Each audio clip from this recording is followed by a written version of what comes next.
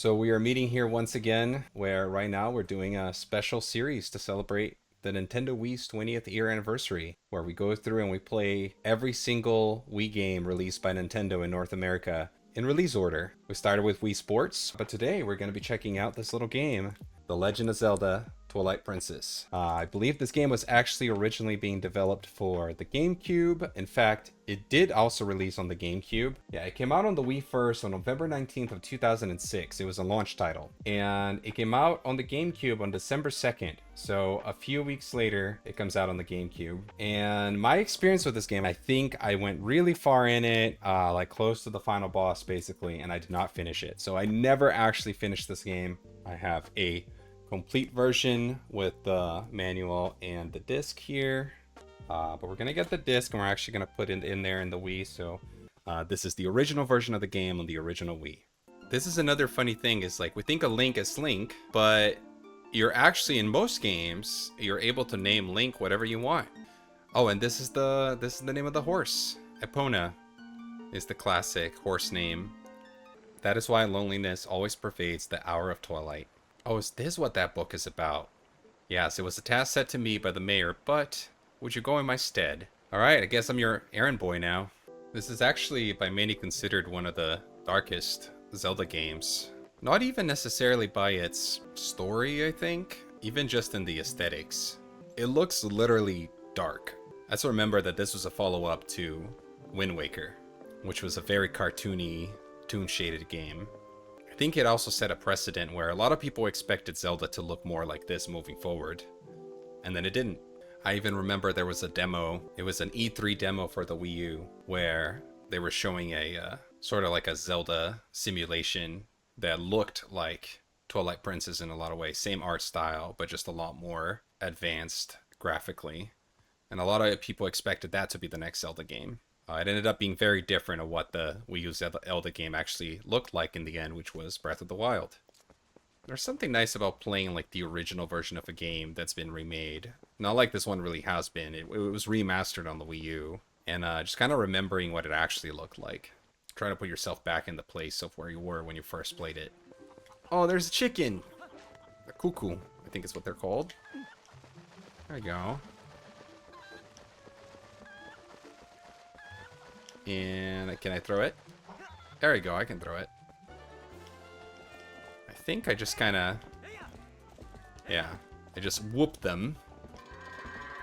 Go in, go in, go in.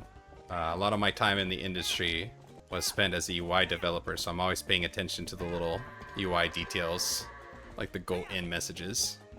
I always imagine this little one with this like very serious voice, like Boss Baby or something. I wonder how powerful it is. I must try it. So the way this game starts is that there's basically all of these almost like fetch quests in this town. Then one leads to the other. It's like, I need this slingshot for something, and then in order to buy the slingshot, I need to go and recover that cat. And then in order to get the cat, I gotta do something else. It's like everybody in this town is looking for something, and Link has to go find them all. It's always Link. Nobody can do anything without Link. Guys, when I first played this game, it was the first game that I played like this. And I was young. It took me so long to figure this stuff out. Like, genuinely, I was in this town trying to get through this intersection for so long. Thank you. Now we can go give this to that lady. My thanks to you, Link. Yes, yes, I had nearly forgotten. I am supposed to give you this. Alright, here you go. You got a fishing rod. Now I can get the cat. Another loose goat. Somebody stop it. Alright, let's see if I can get it this time. There we go. Just like real life, if you need money, just go grab some pumpkins and throw them on the floor. Well, I guess we can go fish. Let me remember how to fish. Gotta lower the Wii remote. Wait. Come on. Is it happening? Should I be pulling it already? There we go. Fish on. There we go. You caught a gringill, 10 inches. These small fries are everywhere. Wait, the cat is watching me now. I think I gotta fish again. Yeah, there's all these things you're just supposed to figure out, basically. Like, that you need to fish more than once. And also really how to fish. I feel like I might go back to that later, because it's driving me nuts a little bit.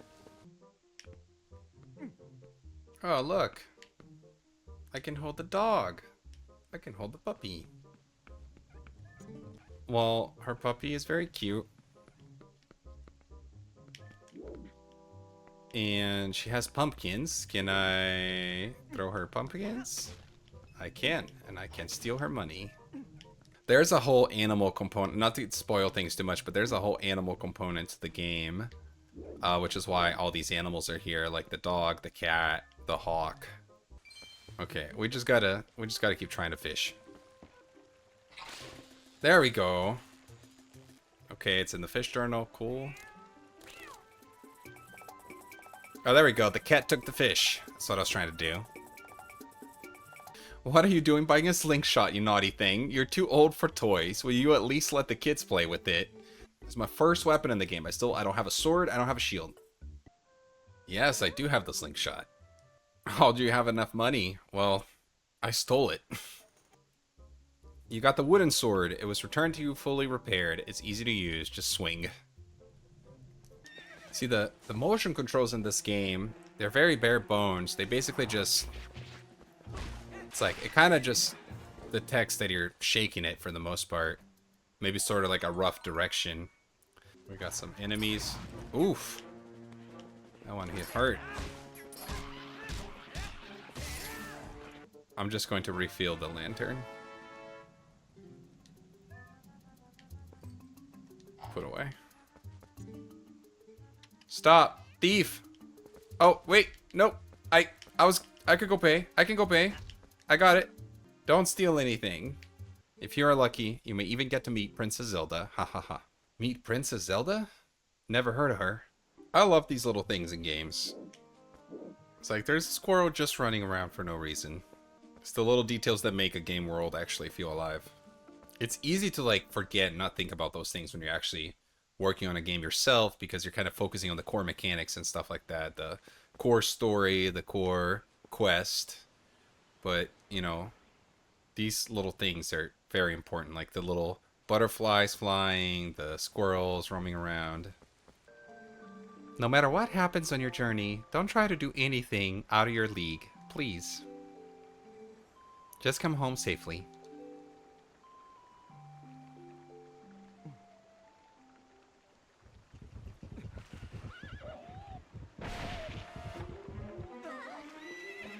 Well, so much for safety, I guess.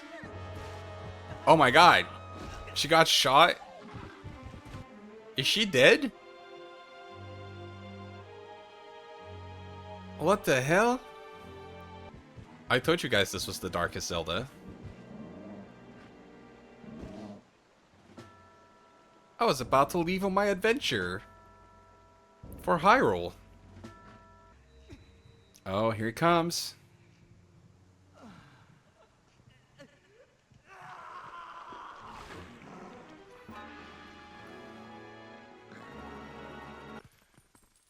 But hey, I'm a dog now. Can I pet myself? You know the can I pet the dog account?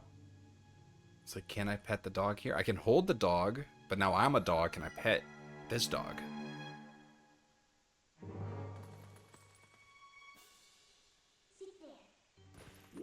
Oh, and even in wolf form, I still have all my rupees.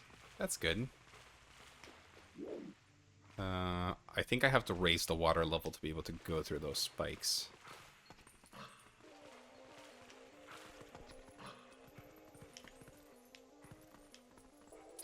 There. This one is going to raise the water level, okay. There we go. Our poor Hyrule Castle. I'm in Hyrule Castle, holy shit. That's where I was gonna go. So I'm here. It's done.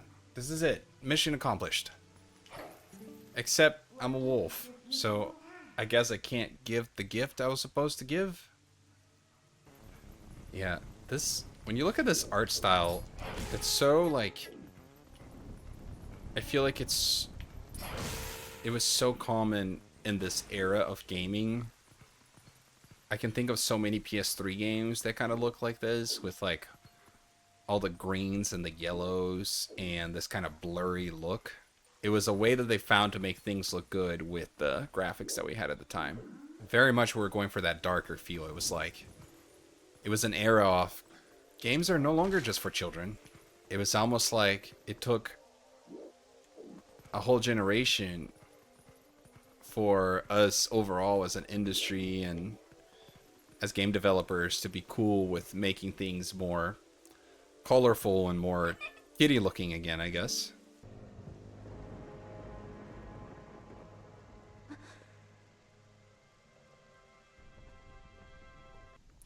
You were imprisoned? I am sorry. It's okay. Only for like 10 minutes. Twilight Princess. They said the name of the game. This was once the kingdom of Hyrule. But that blessed kingdom has been transformed by the king that rules the Twilight. Edward? The chat is appreciating my Twilight dad jokes. Good. Who's that fish man? His mask kind of looks like a fish. It is time for you to choose. Surrender or die. It's fun to add voice acting to these non-voice acted games. Oh, she surrendered. She dropped the sword. Don't surrender. No. You're never supposed to do that. All the people know now is fear. Fear of a nameless evil. Mr. Fishman. The kingdom succumbed to Twilight, but I remain its princess.